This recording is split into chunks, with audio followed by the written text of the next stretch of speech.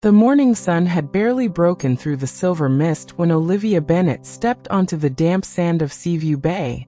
Her footsteps left soft prints behind, quickly erased by the gentle kiss of the tide.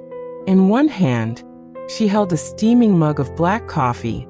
In the other, the leash of Jasper, her loyal golden retriever, who barked joyfully at the waves as if they were old friends calling him home. The sea had always been Olivia's anchor, steady, timeless, forgiving. At 52, she had built her life around quiet routines, early walks, fresh bread from the corner bakery, afternoons tending her small garden, and evenings with a cup of tea and her favorite jazz record spinning softly in the background. Her life was neither exciting nor empty, just quietly full of peace. But peace is fragile. It shatters not with thunder, but with the soft rustle of an envelope. That afternoon, as the postman cycled past her cream-colored bungalow, he slid a cream envelope with golden trim through the slot. Olivia noticed it hours later, lying innocently on the rug. Her name was written in elegant handwriting, Ms. Olivia Bennet, and beneath it, the seal of a law firm she didn't recognize.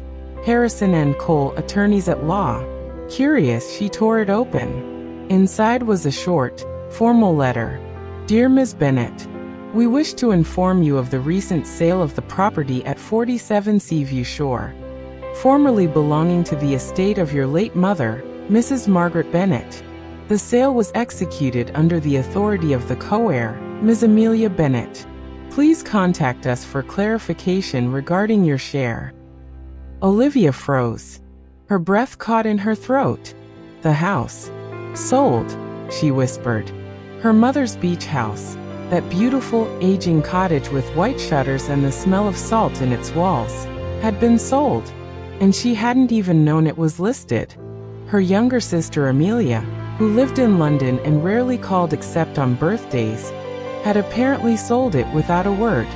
Olivia sank onto the couch. The letter trembled in her hands. Memories came flooding. Her mother's laughter echoing in the sea wind. Her father painting the porch railings while she and Amelia chased each other through the dunes. It wasn't just a house. It was their childhood bottled in time. Her phone buzzed. The screen flashed Amelia. Olivia hesitated before answering. Amelia. Hey, Liv, came her sister's brisk, confident voice. You got the letter, didn't you? Yes, I got it, Olivia said, her voice low. You sold Mom's house. Without telling me. Amelia sighed impatiently. I meant to tell you, but things moved fast. The buyer offered more than expected, and I thought you'd be fine. I placed your share in a trust for you. A trust? Olivia repeated, confused. Why not just transfer it? It's for your own good, Liv. You're not great with finances, Amelia said, her tone suddenly patronizing. I've handled everything. You'll get what's fair. The call ended before Olivia could respond. She sat there, staring at the silent phone. Not great with finances? She had managed her own bills, mortgage, and modest savings for years. Her sister's words stung more than she wanted to admit. That night, Olivia couldn't sleep. The waves outside seemed restless, crashing harder than usual. Jasper whimpered by her feet. She opened her old photo album, her mother's soft smile, her father's rough hands, the two sisters in matching yellow dresses by the sea. Everything gone with one sale. The next morning, a knock echoed at her door. She opened it to find a middle-aged man with kind eyes and a leather briefcase. Miss Bennet? I'm Mr. Harrison from the law firm. May I come in? She nodded silently. They sat at her dining table. He laid down several folders. I came to clarify the paperwork. The property sold for £450,000. Your half has been placed into what's called a discretionary trust, controlled by Ms. Amelia Bennet, your co-heir. Olivia frowned. Controlled by her? So I can't access it. He hesitated. Technically, no. You'll receive funds as she deems appropriate. Olivia's face went pale. "That's not a fair share," she murmured. Mr. Harrison looked apologetic. "If the will was unsigned or unclear, and I believe it was, the co-heir can act as the sole trustee. It's not common, but it's legal, unless contested." Olivia felt her stomach twist. Amelia had always been the assertive one, clever, persuasive, the family's shining star. Olivia had been quieter, more trusting, maybe too trusting. As the lawyer left, Olivia walked to the window.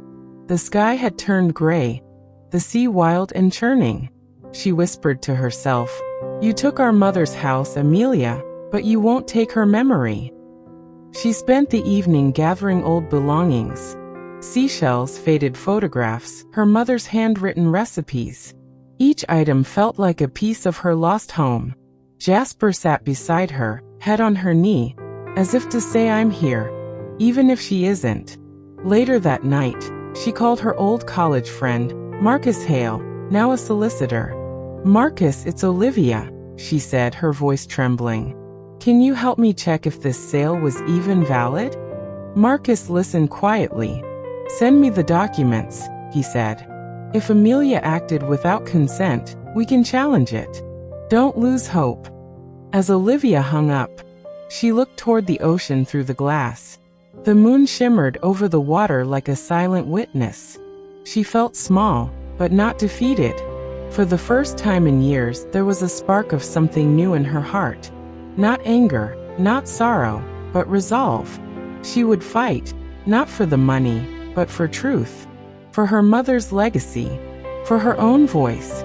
Jasper barked softly, as if in agreement. Olivia smiled faintly. "Tomorrow," she whispered, "we start taking back what's ours." Outside, the tide rolled in, steady, unstoppable, just like the quiet storm rising inside her. 2 days later, Olivia sat at a corner table of the Seaview Cafe.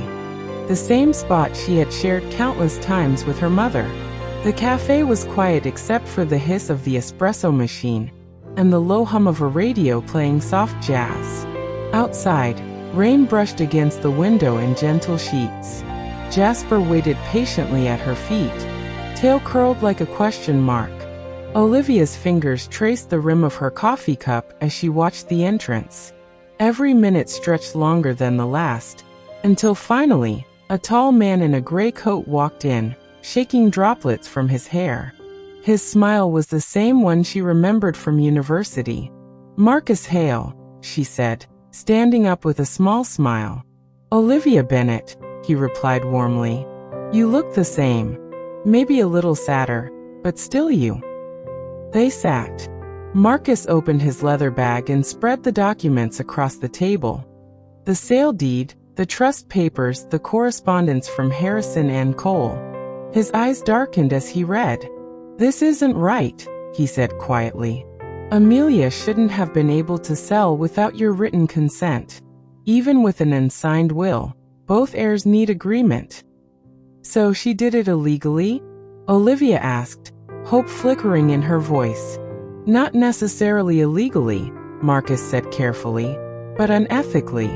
She might have manipulated the paperwork, or the law firm might not have verified your consent." Olivia exhaled slowly. "That sounds like Amelia." Marcus looked up. "There's more. The trust she set up, it's structured to give her absolute discretion. You won't receive a penny unless she allows it." Olivia stared at him, disbelief painted across her face. "Why would she do that? We were sisters. We used to share everything." "People change," Marcus said gently, "especially when there's money, control, or unresolved jealousy involved." The word jealousy hit her like a wave. Memories flashed. Her mother's praise for Olivia's quiet patience, Amelia's bitter eyes during family dinners, the subtle tension that had always lingered beneath the surface. They had never fought openly, but silence between sisters could be sharper than knives. Marcus leaned forward. "Do you still have your mother's old letters? Or anything handwritten from her final months?" Olivia nodded slowly. "I think so. In a wooden chest. She used to write to me, Short notes, small advice, little reminders. Find them, Marcus said. If she mentioned anything about the house or her intentions, it could help us prove that Amelia violated her wishes. That evening, Olivia returned home under a bruised purple sky. The rain had stopped, but the air still smelled of salt and thunder. Inside, she opened the chest in her bedroom, the one that had remained untouched for years. Inside were folded letters, some yellowed, others still crisp, bound with a pale blue ribbon. She opened the first. My dear Liv, if you're reading this someday, I hope you're still walking by the sea. The house holds our laughter, and yours most of all. It should never be sold to strangers. Promise me you'll keep it safe, Mom. Her breath caught. Her mother's words, ink faded but unmistakable. Tears stung her eyes. She found 2 more letters, one from the year before her mother's death, another scribbled in a shaky hand. Both repeated the same sentiment. The house belongs to you both, but Olivia understands it best. She clutched the papers to her chest. For the first time since the letter arrived, she felt something like hope bloom inside her again. Her mother's words were more than memories. They were evidence. The next morning, she scanned the letters and sent them to Marcus. Within an hour, he called back, excitement in his voice. Liv, this changes everything. These letters can be used to establish intent, your mother's true wishes. It's not the same as a will, but courts recognize personal correspondence as supporting evidence. Olivia's heart raced. So we can fight this? Yes, he said firmly. We can file an injunction to freeze the trust until the matter's resolved. Amelia won't be able to touch a single pound. For a moment, Olivia couldn't speak. Relief, disbelief, and quiet satisfaction tangled inside her. Thank you, Marcus, she finally said, voice trembling. You don't know how much this means. He chuckled softly. I think I do. And Liv, this isn't just about the house, is it? Olivia paused. No, she admitted. It's about everything I never said. Every time I let her make decisions for me. Every time I stayed silent to keep the peace. Then maybe it's time you stopped being silent, Marcus said. That night, Olivia sat by the window, the ocean glowing silver under the moonlight. She thought of Amelia, her sharp smile, her quick words, her arrogance. How had 2 girls who once built sandcastles together turned into strangers fighting over bricks and signatures? She whispered into the quiet room. You took what was ours, Amelia. But I have something stronger. The truth. Jasper rested his head on her lap, sighing softly as she stroked his fur. Outside, the wind picked up, rattling the window panes. Somewhere in the distance, thunder rumbled again, as if the sea itself was listening. Days turned into weeks. Marcus began preparing the case, filing documents, and reaching out to the firm that had processed the sale. Olivia followed his updates with cautious optimism. For the first time in years, she had a purpose again, something to fight for. Then one morning, as she returned from her walk, she found another envelope in the mail. No law firm logo this time, just her name written in cold, deliberate handwriting. Inside was a single sheet of paper. Leave. You've made a terrible mistake. Stop whatever you're planning before it destroys you. Olivia's fingers trembled as she read the short message. There was no signature, but she didn't need one. She knew that handwriting. Her sister's. She sank into a chair, heart pounding. The air around her felt heavier, the silence sharper. Jasper barked once, sensing her unease. She folded the letter and stared out the window. At the endless blue horizon where sea met sky, she whispered to herself, "So this is how far you'll go, Amelia." But instead of fear, something else began to rise inside her. A quiet fire, glowing steady and strong. The kind her mother always said she had, even when she didn't believe it herself. Olivia stood, walked to her desk, and picked up her phone. "Marcus," she said firmly. "We're not backing down. We go to court." The sound of rain against the courthouse windows echoed like a soft, steady drumbeat. Olivia Bennet sat quietly at the end of the long mahogany table, her hands clasped together so tightly that her knuckles were white.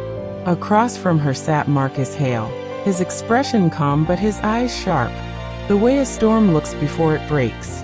On the other side of the room, Amelia Bennet entered, heels clicking against the marble floor.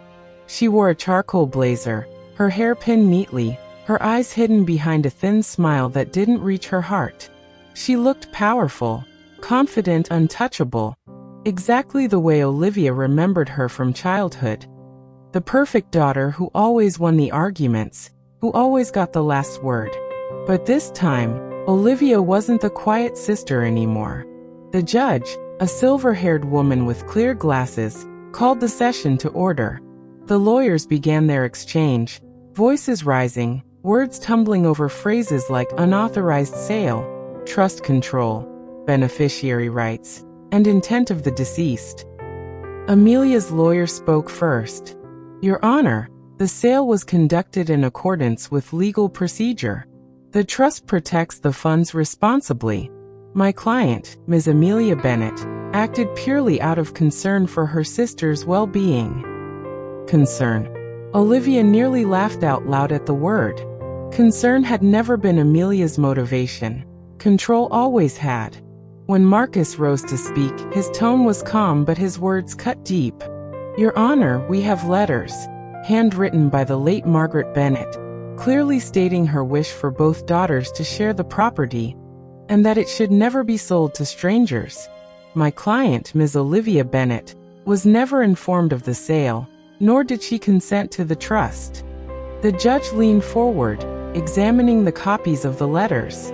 For a long, heavy moment, the room fell silent, just the tapping of rain against glass and the distant creak of the old courthouse walls. Amelia's lawyer broke the silence. "Letters are sentimental, not legal documents." Marcus smiled faintly. "Perhaps. But they are proof of intent. And intent is what defines justice, isn't it?" Olivia looked up at that moment, her eyes meeting her sister's for the first time. In Amelia's gaze, she saw not strength, but something she hadn't expected, fear. Hidden behind that perfect poise, Amelia's jaw was tight, her hands fidgeted slightly with her pen. The confidence was cracking. The session adjourned after 2 hours. The judge promised to review the evidence before making a decision. As everyone rose, Amelia approached Olivia, her heels silent now, her voice low. "What are you doing, Liv?" she said through gritted teeth. "You're embarrassing both of us." Olivia turned slowly. "You sold our mother's house without a word. You made me invisible, Amelia. I'm just making myself seen again." Amelia's lips trembled for a fraction of a second. Then she smiled coldly. "You never cared about that house. You only cared about her approval. And she gave it to me." Olivia stared at her sister, feeling a strange calm wash over her. "No, Amelia. She loved us both. You just couldn't see it." Amelia scoffed, turning away. "You'll lose. You always do." When she left, the silence that followed was heavier than before. Marcus touched Olivia's shoulder gently. "You handled that well," he said. "You didn't let her rattle you." Olivia smiled faintly. "For the first time I didn't." That evening, she returned home to her small bungalow by the sea. The wind had grown fierce, tossing waves high against the shore. She stood on her porch, hair whipping around her face, watching the horizon darken. Somewhere deep down, she could almost hear her mother's voice, gentle, encouraging, steady. "Stand tall, Liv," it seemed to say. "Don't let her decide your worth." Inside, she brewed tea and sat beside the window. Jasper dozed near the fireplace. On the table lay another letter, one she hadn't yet opened. It had arrived earlier that morning, no return address, just her name. Her heart pounded as she unfolded it. "Olivia, I didn't mean to hurt you." But you never understood what it was like. Always being compared to you. Always being told to be more like you. Mom gave you everything. Her patience, her love, her trust. I got her expectations. Maybe I did wrong, but I only did what I thought was fair. Amelia. Olivia's breath trembled as she finished reading. She sat back, staring at the inked words, each one heavy with years of silence and misunderstanding. For the first time, she saw not the cold, cruel sister she had imagined, but a broken woman still trapped in childhood shadows. But remorse didn't erase betrayal. She folded the letter carefully and placed it in her drawer beside her mother's old ones. I forgive you, she whispered softly, but I won't stop. The next morning, Marcus called with an update. The judge reviewed the letters. We have a hearing next week for an interim order to freeze the trust assets until a final verdict. Olivia exhaled slowly. So there's hope. There's more, Marcus continued.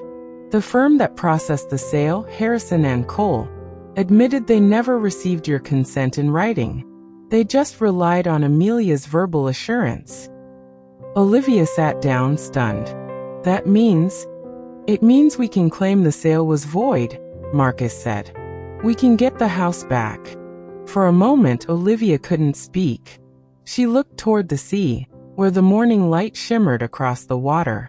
After months of darkness, it felt like the first true sunrise. But even light brings new shadows.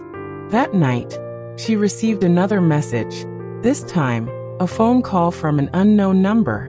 When she answered, silence greeted her. Then a soft, trembling voice said, Liv, please stop this. You don't know what you're stirring up. The line went dead. Olivia sat frozen, heart pounding. Jasper growled softly beside her, sensing her fear. She looked out at the beach, empty, moonlit, but somehow watching. Was it Amelia again? Or someone else?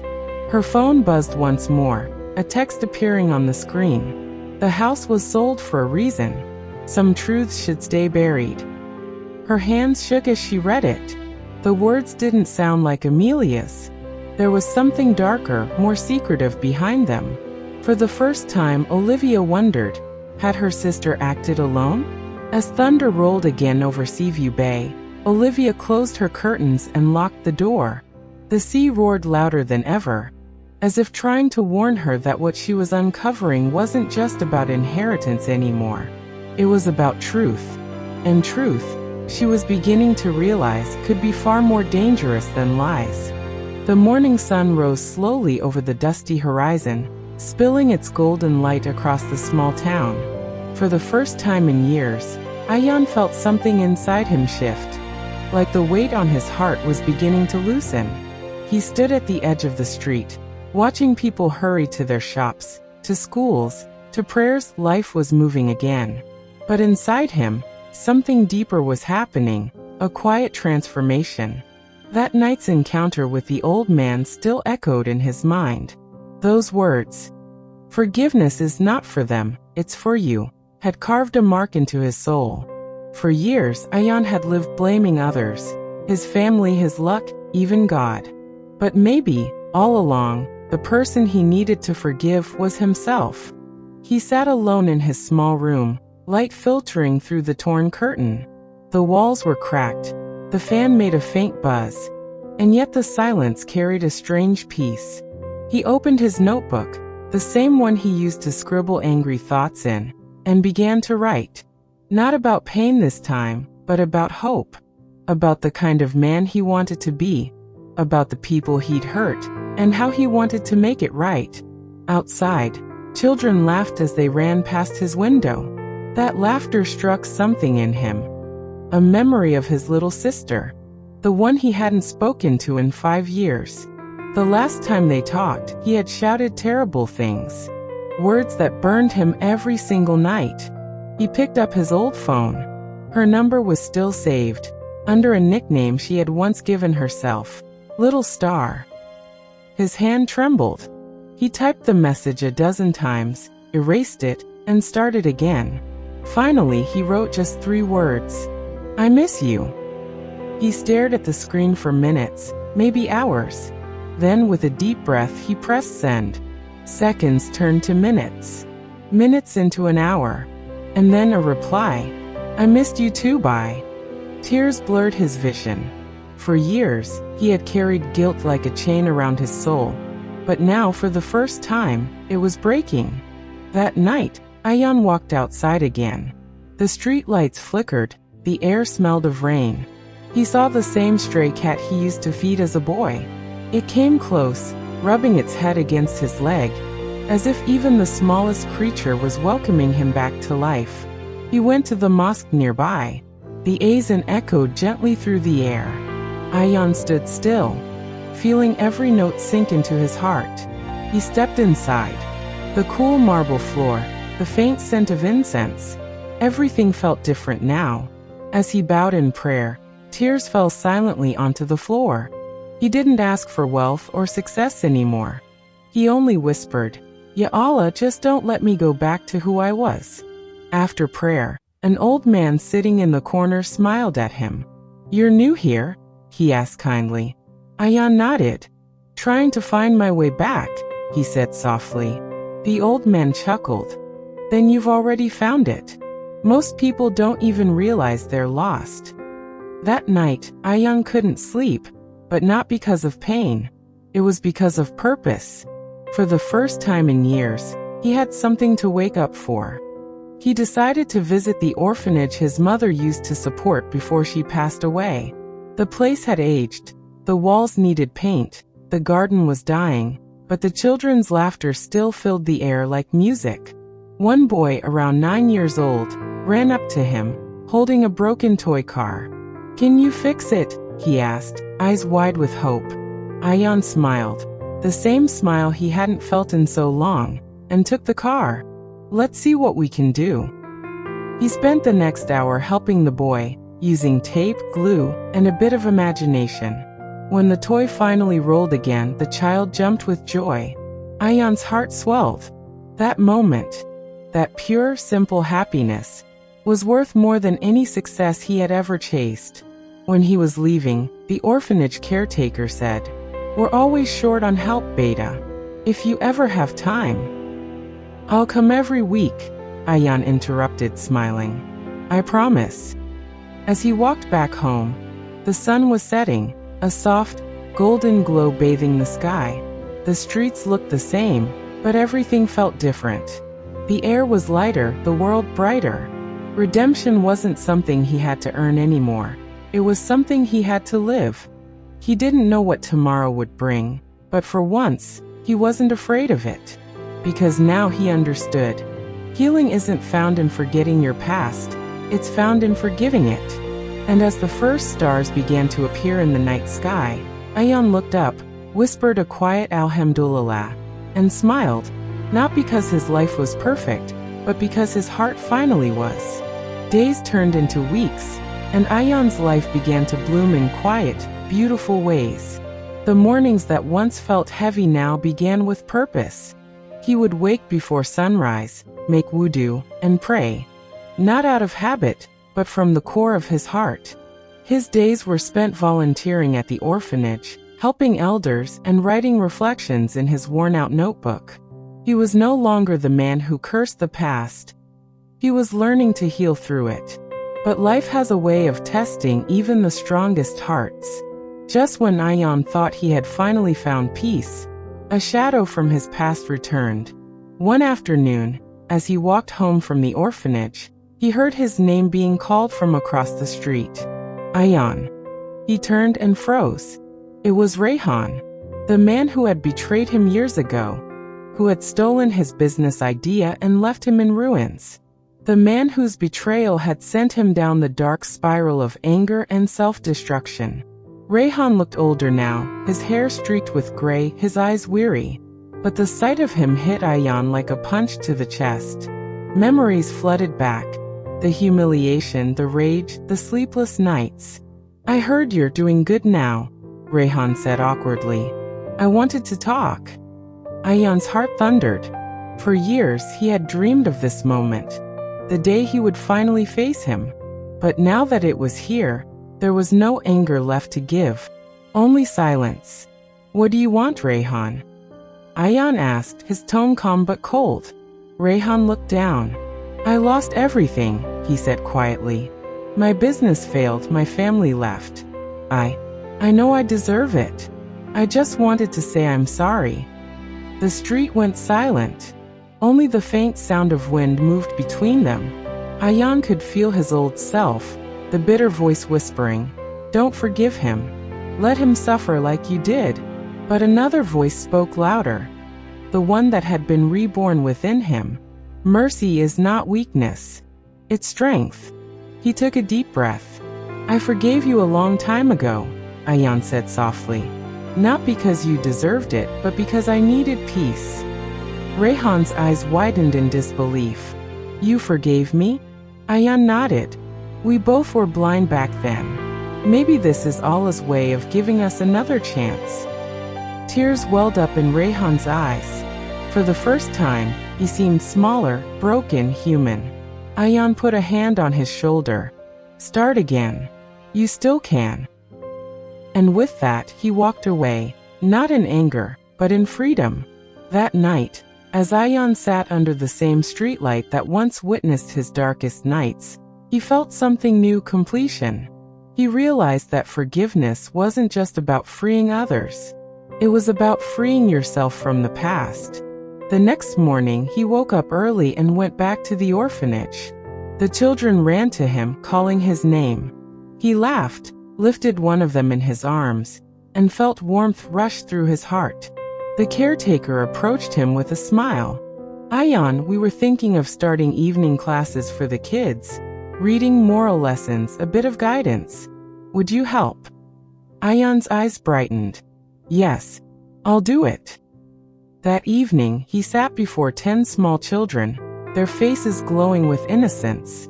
He began to speak softly, telling them stories of honesty, kindness, and patience. He didn't preach. He shared the lessons that pain had taught him. "Sometimes," he told them, "Allah hides blessings in your hardships.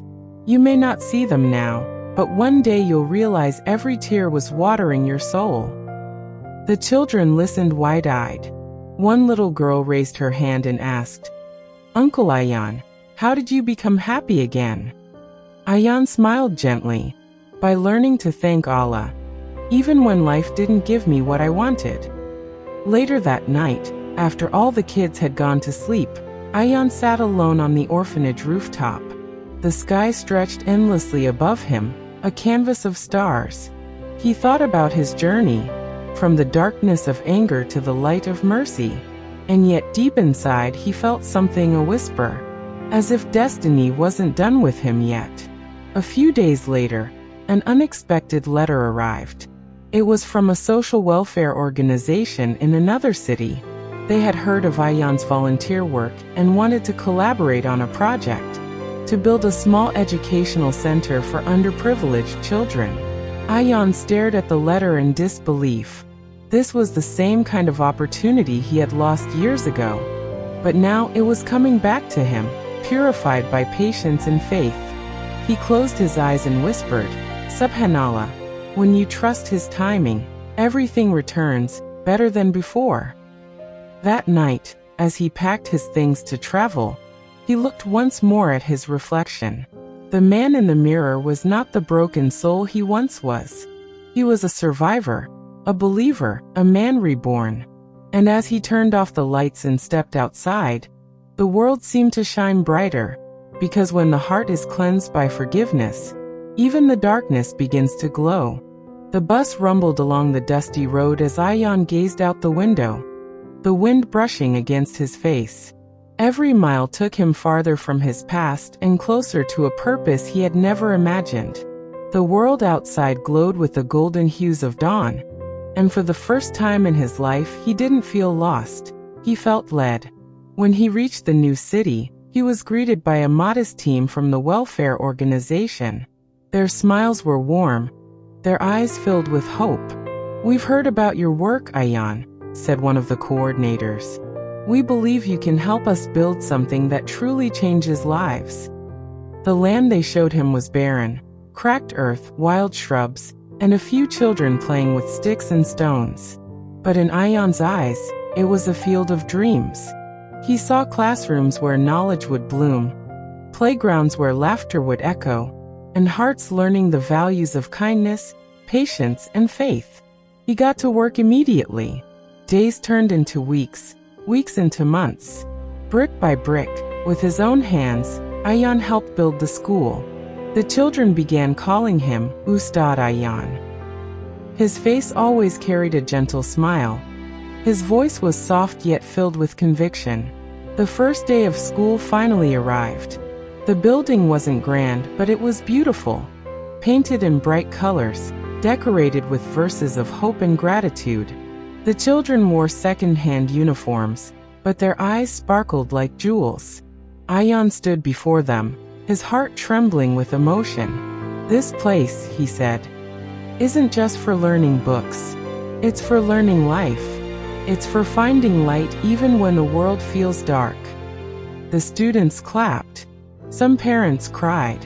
That day, Ayan felt something deeper than happiness. Peace that lives inside the soul. But destiny had one last test waiting for him. One evening, as the sun dipped below the horizon, Ayan felt a sudden pain in his chest. It was sharp, unexpected. He brushed it off at first, thinking it was exhaustion, but the pain grew worse. He sat down on the dusty steps of the school, clutching his chest, breathing heavily. The caretaker ran toward him.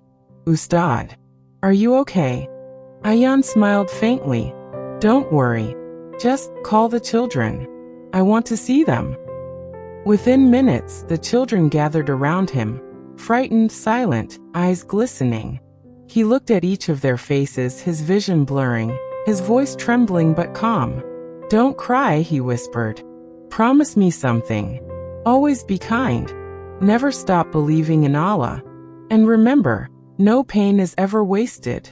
Every tear brings you closer to Him." One of the little girls, the same one who once asked how he became happy again, held his hand tightly. "Ustad, please don't go." He smiled weakly. "I'm not going anywhere, little one. I'll just be teaching from somewhere higher." His breathing slowed. His eyes lifted toward the darkening sky. "Alhamdulillah," he whispered one last time, a word that had carried him through every storm. And then silence. The next morning, the entire town gathered outside the school. The news spread quickly. The man who rebuilt hearts had returned to his creator. They buried him beneath the big tree near the schoolyard. The same tree where he used to sit with the children and tell stories about hope. The children placed flowers over his grave, reciting verses with trembling voices. The little girl whispered, "We'll never forget you, Ustad." Weeks passed, then months, but his presence never faded. The school continued to grow. More children came, more teachers joined. On the entrance wall, someone painted his favorite words. "Forgiveness is not weakness. It is the beginning of light." Years later, the school became one of the most respected centers of education in the region. Every corner carried Ayan's legacy, not in stone but in souls. One evening, an older Rayhan, now reformed and humble, visited the school. He stood silently at Ayan's grave, tears in his eyes. "You changed me, my brother," he whispered. "You showed me what true success looks like." The wind blew gently, rustling the leaves above. It was as if the world itself was saying Amin. That night, the stars shone brighter than ever before. The same stars that once watched over Ayan in his darkest days now glimmered with peace. Somewhere beyond the reach of this world, his soul smiled. Finally home, finally free. Because in the end, Ayan had learned the greatest truth of all.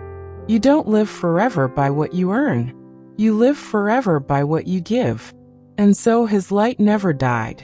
It lived in every heart he touched, every child he guided, every tear that turned into faith. The story of Ayan, the broken man who found light in his ruins, became a whisper that moved from one soul to another, a tale told in mosques, schools, and homes. A reminder that no one is too lost for Allah to guide back, no sin too deep for mercy to cleanse, and no darkness too strong for light to rise again.